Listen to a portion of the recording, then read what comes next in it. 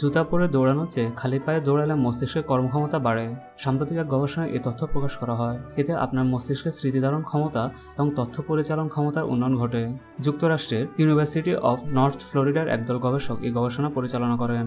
মস্তিষ্কে যে অংশে তথ্য সরবরাহ এবং স্মৃতি জমা হয় সেই অংশকে সাধারণভাবে কার্যকর মেমোরি বা ওয়ার্কিং মেমোরি বলা হয়। একজন মানুষের পুরো জীবনব্যাপী ওয়ার্কিং মেমোরি কাজ করে চলে। এর কার্যকর উন্নয়ন সাধনের মাধ্যমে জীবনের গুণগত মান উন্নয়ন সম্ভব, যা আমাদেরকে আরও বেশি উপযুক্ত করে তুলতে পারে। ওয়ার্কিং মেমোরি মানব মস্তিষ্কের একটি জটিল এবং দুরূহ ডেভেলপমেন্ট স্কিল হিসেবে অধিক পরিচিত, আর তাই যারা তাদের মস্তিষ্কের এই অংশের উন্নয়নের একটি সহজ উপায় খুঁজেছিলেন তাদের জন্য এই গবেষণার ফলাফল একটি দারুণ খবর।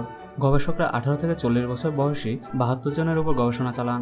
গবেষণায় অংশগ্রহণকারীদের তাদের পছন্দমতো জায়গায় প্রায় 16 মিনিট জুতা সহ এবং জুতা ছাড়া দৌড়াতে বলা হয়। ফলাফলে দেখা যায় খালি পায়ে দৌড়ানোর পরে ওয়ার্কিং মেমোরি জুতা সহ দৌড়ানোর তুলনায় প্রায় 16 ভাগ বেশি কার্যক্ষম হয়।